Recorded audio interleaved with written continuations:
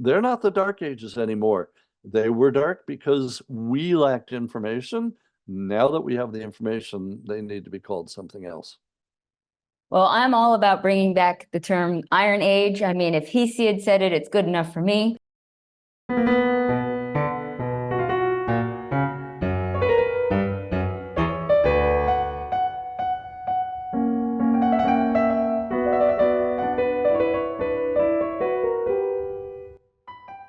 How do some societies respond to collapse or threat of collapse? Why do some survive and others don't? And what is the relationship between resilience and collapse? Hello, my name is Anya Leonard, founder and director of Classical Wisdom. You are listening to Classical Wisdom Speaks, a podcast dedicated to bringing ancient wisdom to modern minds. Today's Classical Wisdom Speaks podcast is with Dr. Eric H. Cline, professor of classical and ancient Near Eastern studies and anthropology, the former chair of the Department of Classical and Near Eastern Languages and Civilizations, and the current director of the GWU Capital Archaeological Institute. He is a National Geographic Explorer, Fulbright Scholar, an NEH Public Scholar, a Getty Scholar, and an award-winning teacher.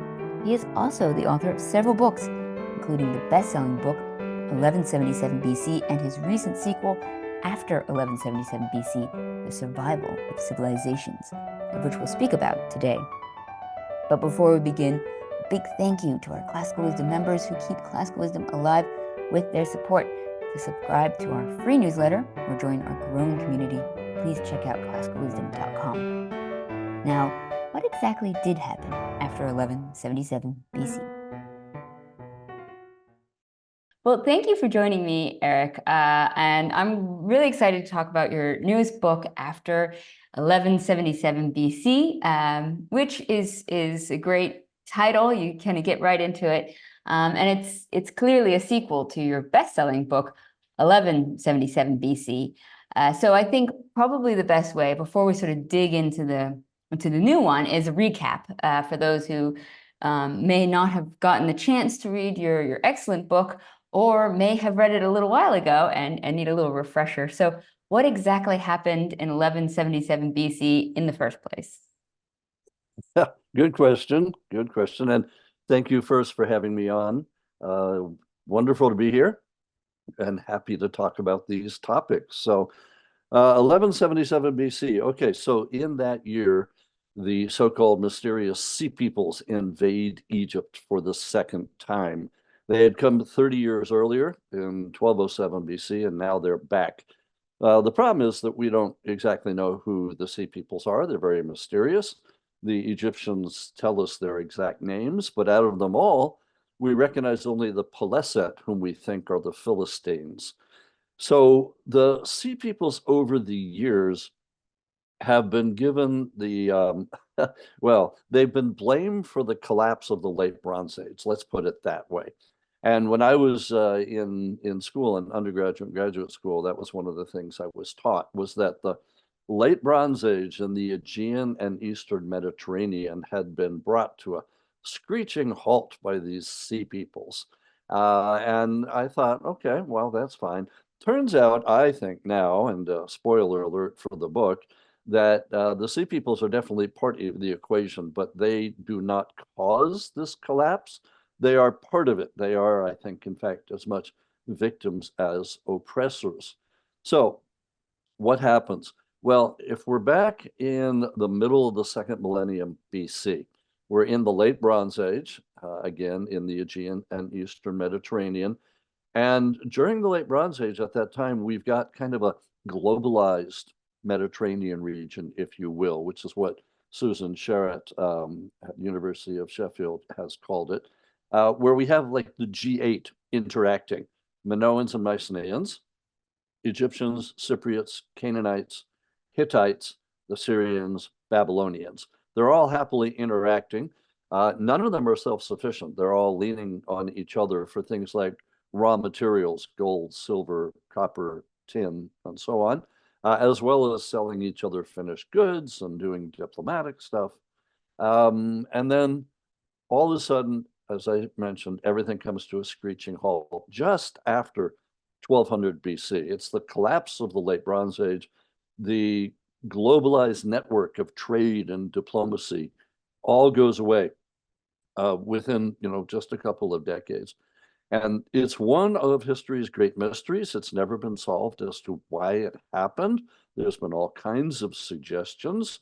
And so that's where I came to it in writing 1177 BC, was to take a look at the possible explanations and see if I can come up with what I thought happened. So I ended up looking at a number of different stressors or drivers. So at that time, there is drought, there is famine, there's disease, there's pretty much everything known to humans. That everything that could go wrong did go wrong. And so it is a perfect storm. It's what my kids would call a series of unfortunate events. And in the end, everything that we had known and loved about late Bronze Age interconnections goes away. So that's what I came up with in 1177 BC, was this perfect storm, and everything collapsed. And then after 1177 BC, I went on from there. There's a lot going on. Just because everything has collapsed doesn't mean life comes to an end. It actually, in some places, transforms right away. And that's what I'm doing in the sequel after 1177, is taking a look at the 8 societies, the G8 from the late Bronze Age, and using each of them as a case study as what to do or not to do in case your society collapses. So I follow each of them for the next 4 centuries, basically 1177 down to 776. I end with the first Olympics in this sequel. Wow, yeah, there's a lot to go into there, and I think it's great that you call them the G8. It kind of helps kind of understand the situation there. Now, I want to get into a little bit about these different societies and how they responded, because I mean, this is really the interesting like guts of the book, So, how did some societies respond to collapse or the threat of collapse? Like, why did some survive and some didn't? How did that work out? This is the $100 million, $1,000 billion, gazillion, trillion question. Yes, exactly. And that is actually why I think this book is so relevant to today, because we are consumed with the idea of resilience and collapse and what's going to happen to our world and to our societies today. So you're right, too. It's the guts of this new book, this after 1177 BC. In fact, the first 5 chapters are mostly a history book with archaeology tossed in. Because what I did, I first, actually, to be honest, I wrote it chronologically, very much like 1177 BC. So the chapters were 12th century, 11th, 10th, 9th, 8th century. And as I was writing it and getting close to being done, I thought, I'm getting whiplash in each of the chapters, going from Egypt to Canaan to Cyprus to Assyria. And so with the agreement of my editor, I changed it. And so the chapters are now geographical. And that actually allows me to really look at each one as a case study. So for instance, chapter 1 is on Egypt and the southern Levant, because they're kind of intertwined in this period. Chapter 2 is Assyria and Babylonia, what happens to them. Chapter 3 is the Phoenicians and Cyprus. Chapter 4, let's see, chapter 4, I believe, is the Hittites. And chapter 5 is the Aegean, Mycenaeans and Minoans. It's chapter 6 where I go into the analyses and where I look at what you just mentioned. How do each of them respond? How do each of them deal with this? Because what I tried to do is, one of the old TV shows said, just the facts, ma'am. And so in the first 5 chapters, I'm just presenting the facts. Here's what we know. Here's what we know from archaeology, from texts, from sources, from everything else. And then in that last big chapter, I'm like, okay, now that we all have the data, not just me, but everybody reading it, because as I say in the beginning, I want it to be intellectually transparent. I want to tell you not just what we know, but how we know it. And so I spell it all out so that everybody's in command of the data by the time we get to that last chapter. And then I say exactly, okay, so how did the Phoenicians respond? How did the Egyptians respond? How did the Mycenaeans? And from there, I then go on to, well, why did they do that? Why were they successful or why weren't they successful? And I actually rank them. And the other thing that I did, I took a look at the concept of resilience, which is absolutely everywhere these days. And there's like 1,000 different definitions for it. But I did choose one that the Department of Homeland Security here in the States asked to have created back in 2011. But, so it's exactly what you would think. It's dealing with calamities and seeing what you can do. But in the aftermath of dealing with the calamity, there are these three different stages. If you're just living for the moment and just trying to make it through to the next day, you are simply coping. If you're one step further and you're looking not just towards today, but next week, next month, next year, you are actually adapting rather than just coping. And if you go one step beyond that, and you're looking for the future, and if this ever happens again, then we're going to be ready and all that, and we're going to do this and this and this. That is transforming. So you've got coping, adapting, and transforming. Now, what I did was take a look at these G8 and rank them. And so, long story short, that's what I do in chapter 6, is to discuss the rankings and why, and then how they did it. Well, what I'd love to get into a little bit is how societies become resilient. And it's interesting. Say down here where I live in Argentina, for instance, they know inflation on a rate that Americans couldn't even or shouldn't even dream of. But as a result, because people have been dealing with inflation for so long and so many times, your average person on the street knows how to, exchange between currencies and save up, and they understand Gersham's law about bad money driving a good, like in a way that if you don't deal with the difficulties of inflation for decades, you wouldn't realize. So in some ways, the concepts of becoming anti-fragile seem to be sort of intertwined with difficulty.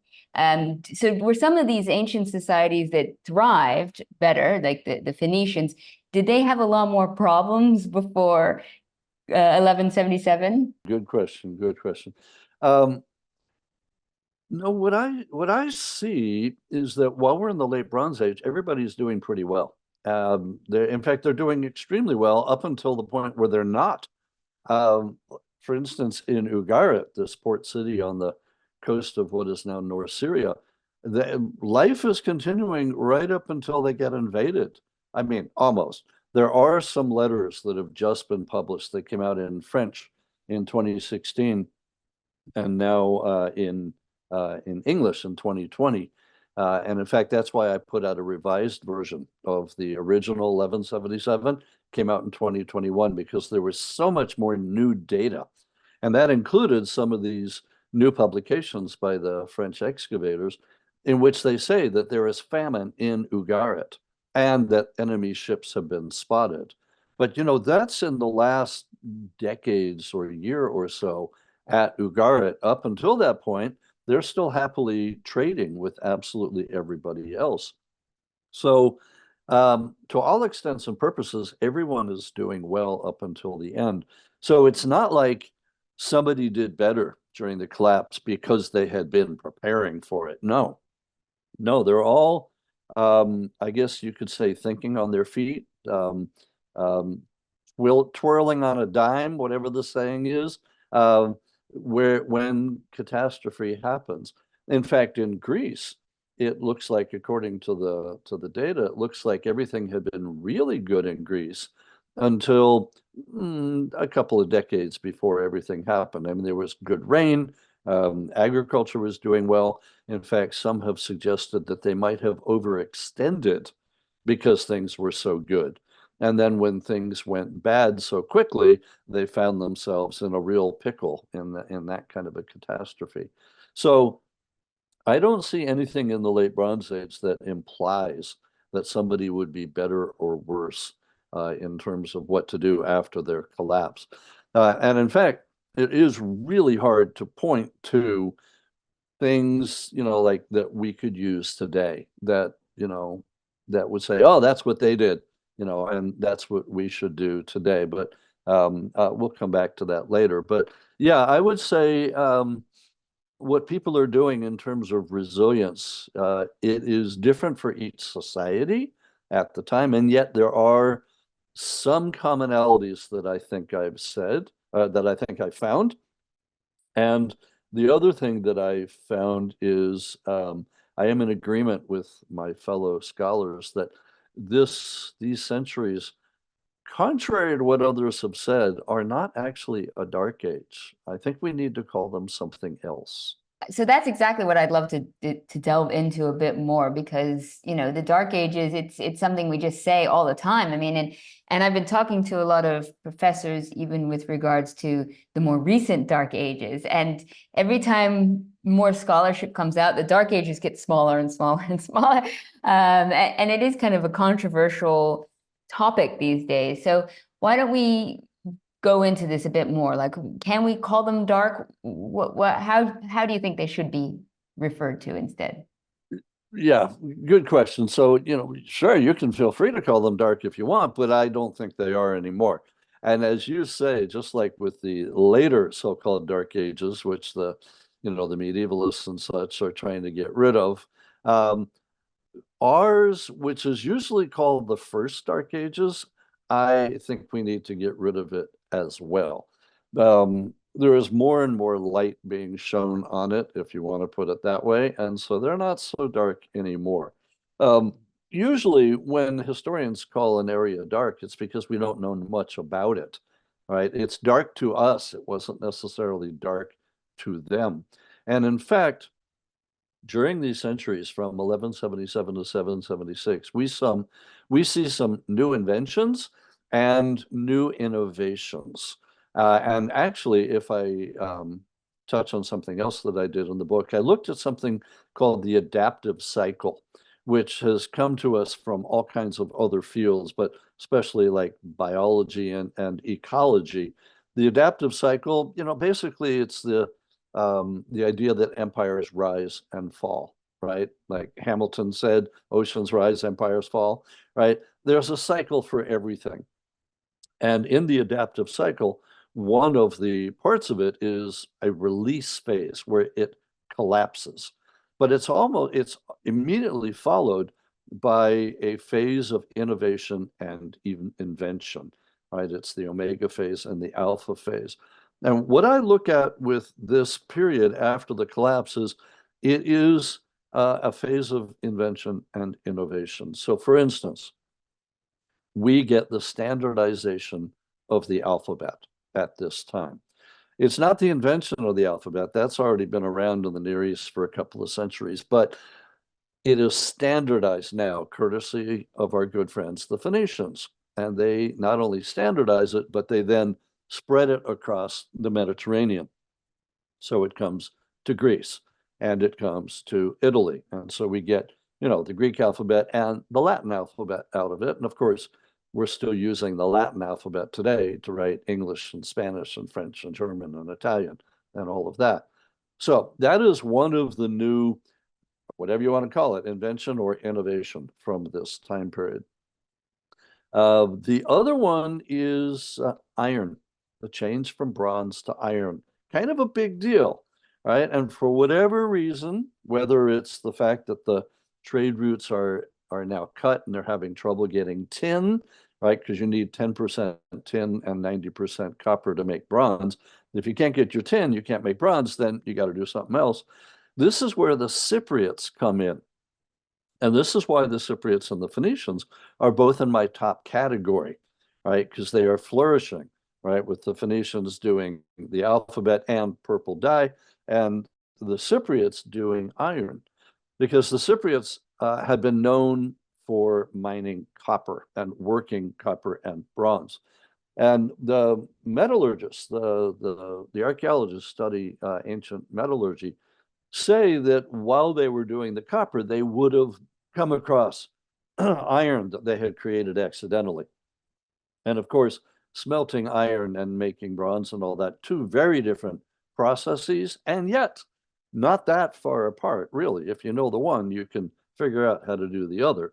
And so the thinking is now, especially from the archaeological remains that we found, is that it's the Cypriots who are probably responsible for first introducing iron on a large scale. This contradicts what a lot of people had thought earlier.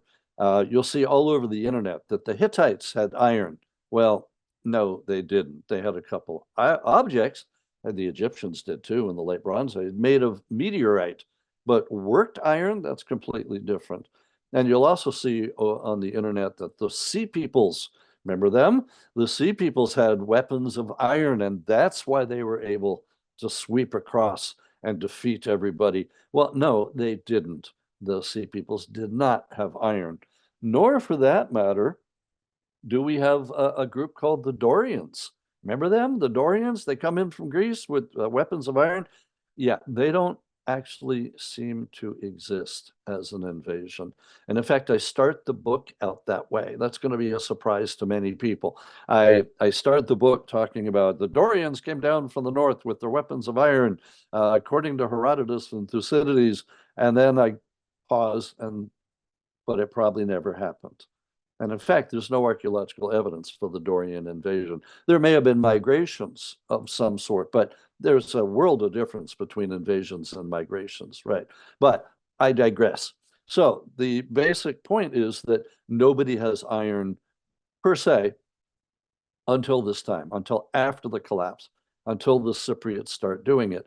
And one of the first set of objects that we find are bimetallic knives, where the blade is of iron and the hilt with its inlay of bone or wood or ivory is held together with rivets made of bronze. So you have both bronze and iron in the same dagger. And these are shipped off to Greece on the one hand and the southern Levant on the other by Cypriot merchants.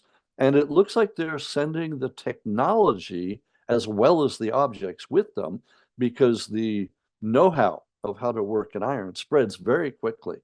And of course, there's iron ore in all of these countries, and so they're able to do it as well. So that's another innovation at this time, is changing from bronze to iron. And there's all kinds of things that get pulled into the concept, with resilience versus scarcity and all of that. So for those reasons, with the alphabet and iron and others, my colleagues have been arguing for some time now that we can't see this as a dark age, not when you have such inventions, such innovations. And so what they are proposing is that instead we call it by the much more neutral and accurate name of the Iron Age, right? And in fact, that's what Hesiod talks about. He's like, oh, I wish I weren't living now in the age of iron. So we get, the name Iron Age, not only from Hesiod, but also from the fact that they are changing to weapons and tools of iron. So that's what I do in the book. I begin by dismissing the Dorian invasion, and I end with a plea to abandon the term Dark Ages and replace it with the Iron Age, not just for the Aegean, but for the Eastern Mediterranean as well. So I'm hoping that we have some impact, because as I say, even now, if you go out on the internet, you'll see this stuff everywhere, including online encyclopedias that you would think would know better, and in textbooks for both high school and college. The textbook that I was using when I was teaching the ancient Mediterranean civilizations, it had 3 pages devoted to the Dorians. And I would go into class and say, okay, read these pages and now tear them out of the textbook, because that's not what happened. Right. So I'm hoping that some minds are changed a bit as a result of this. But they're not the Dark Ages anymore. They were dark because we lacked information. Now that we have the information, they need to be called something else. Well, I'm all about bringing back the term Iron Age. I mean, if Hesiod said it, it's good enough for me. And it's interesting because, like you say, this is a time period where there is a lot of discussion about it on the internet. It's filled with mystery and conspiracy and thoughts. And one of the ways that we kind of have reduced these dark ages is by the new evidence that we have archaeologically. And this is maybe something that people didn't have as much. Like, we keep adding to our archaeological discoveries and understandings. So I'd like to kind of get into, if I can, a little bit of some of the archaeological evidence that that's been kind of exciting and has kind of illuminated more of this Iron Age. So that is, I think, one of the surprises that I found in doing the research. When I was undergrad and especially in graduate school, there were a lot of classes I took on the Bronze Age and the Iron Age. And in fact, in the acknowledgments in the back of this sequel, I thank my professors and said I never realized in 30 years later I'd be writing a book on what they had been teaching me. And I hope what I'm doing here does justice to it. But the sheer amount of new information in just the last 30 years, shall we say, is astounding. Um, in fact, part of the problem is that the publications keep coming with all the new data, new inscriptions, new archaeological finds, new interpretations, and so on, such that I have been keeping a folder on my desktop of articles and books that have come out just since I turned the manuscript in to the press. Now, you have to realize, the book is coming out soon, but I haven't been able to touch it for at least 6 months and maybe closer to 9 months because it's been in production. It takes up to a year now to put a book out, especially with supply chain issues. And every week something is published where I'm like, ooh, I needed to put that in the book. And I'm like, I can't. I don't have access to it anymore. So I've been keeping a folder of all these new things that are coming out. And I'm hoping that either I'm allowed to change things or at least add a new afterword for the paperback if that ever comes out, or save it up for a revised edition like I did for the original book. But the original book came out 2014, the revised version came out 2021. So I had been saving stuff up for a very long time. Now I've got just as much new information since just like last July than I had for the whole 7 years there. So it's just at this overwhelming pace. Part of it is because everyone is interested in the Iron Age now. There's so much work being done. There are new excavations all over the place that are yielding all kinds of new data, and absolutely fascinating. So we've got, as I say, new inscriptions, new archaeological remains. Something came out just the other day about a site manufacturing purple dye and so on. So we've got an awful lot of information. It's information overload is what it is. And part of me, as I was doing this, it just keeps coming to mind, and I see this on the internet and with memes and everything. Um, I'm reading everything so that you don't have to, right? I'm reading it and interpreting it for you. So that just kept coming through my mind as I'm reading through these archaeological reports. I really wanted it to be the subtitle of the book. I've read all this, so you don't have to, right? And here's what it is. Here's the gist. But anyway, so that was a long way of saying we've got a lot of new information shedding light on all of this period, including a lot of new smaller sites that are bringing to light the information that was previously hidden. And I actually make this point in the book that a lot of the inscriptions that we have, for example, say from the Neo-Assyrians and the Neo-Hittites and the Egyptians, they are left by the kings. They are left by the elite. and they shed light on what's happening with the top 1%. But they don't usually tell us about the bottom 99%, right? What is the average peasant in ancient Messenia doing? How did that affect them during the collapse, right? We just, for the most part, don't have that information. Now there are more and more archaeological expeditions going out to excavate those smaller sites, villages, and towns, which will shed light on how the average person was affected and lived during this time period, and will tell us, can we really believe Hesiod, for example? Was life really like that, right? And so on. Well, I think it's wonderful because most of us are the average person. I mean, unfortunately, I wasn't born to royalty. And so, when you're trying to understand these time periods, of course, we're going to have more information historically about, the elites and the powerful and the wealthy. But that's not going to teach us as many lessons per se, because the vast majority of people weren't those people, and that's true today.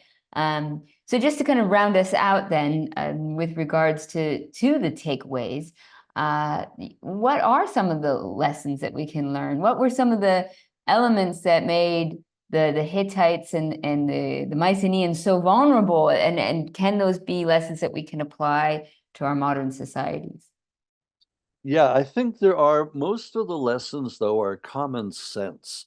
And I actually, towards the end of the book, I do present a table with like 7 suggestions.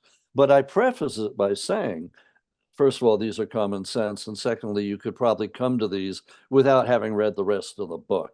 But having said that, the part of the problem is that each of the G8 deals with the collapse in their own way.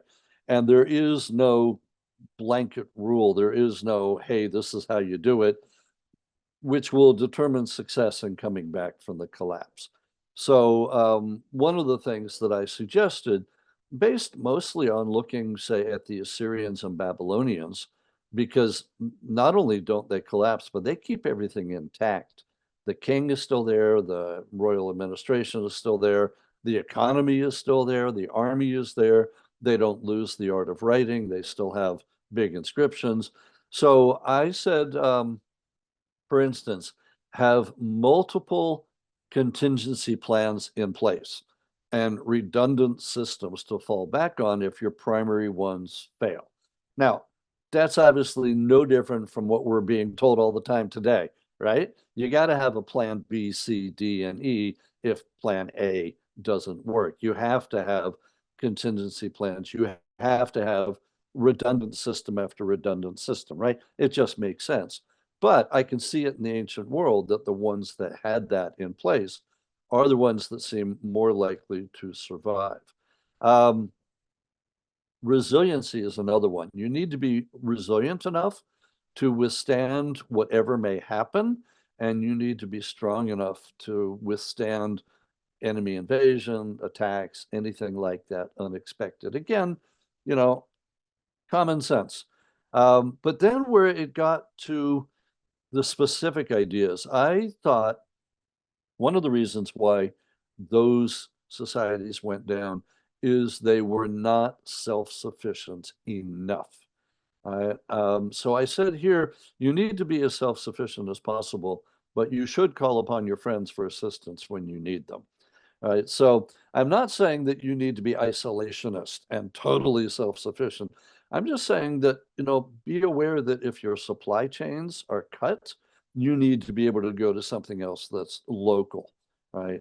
And seeing what just happened during the pandemic, I think really brought that home, right? When suddenly we couldn't get computers, we couldn't get cars, we couldn't get toilet paper, right? So you need to be somewhat self-sufficient, but you also need to be innovative and you need to be inventive. You need to turn nimbly on a dime. There we go. You need to turn on a dime, and you need to be able to at least adapt, hopefully transform, but not just cope.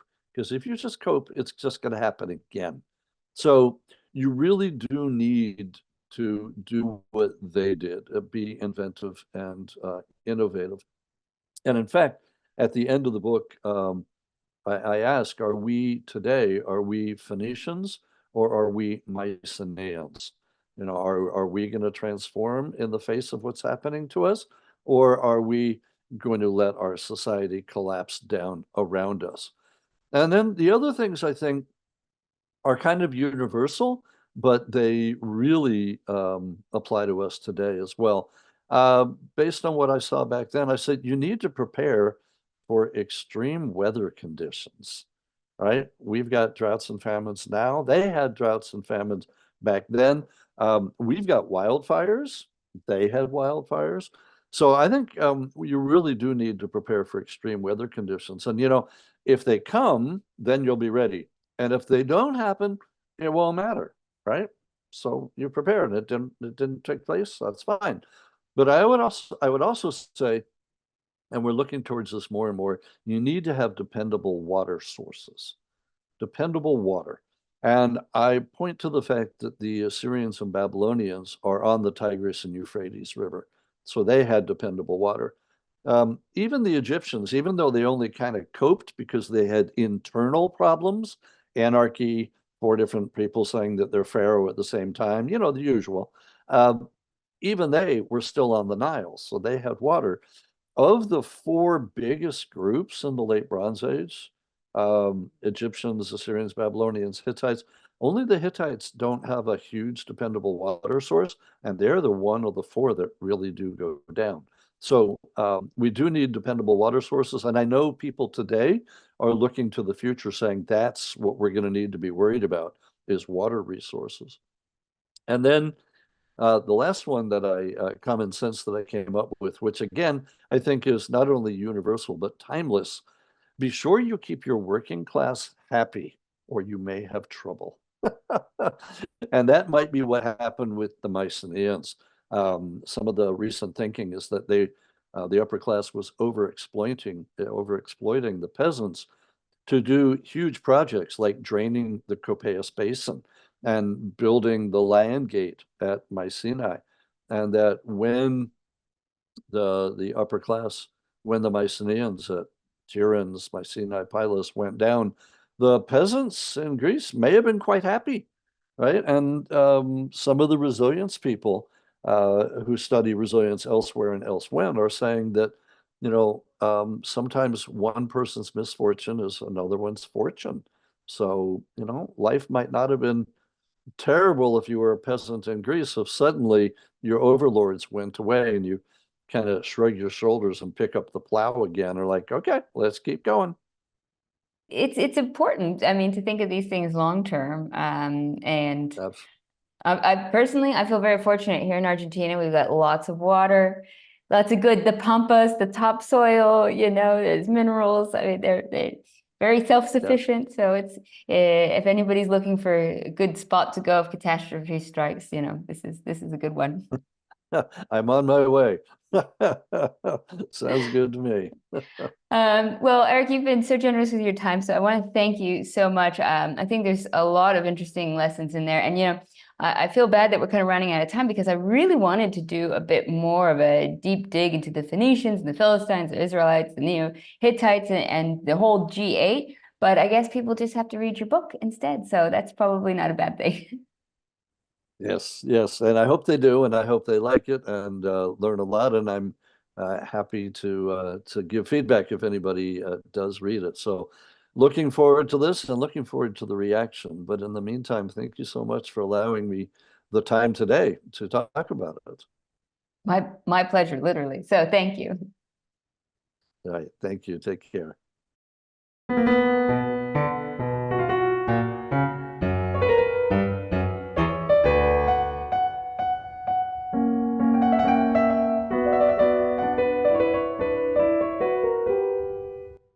Thank you for listening to Classical Wisdom Speaks, a podcast dedicated to bringing ancient wisdom to modern minds.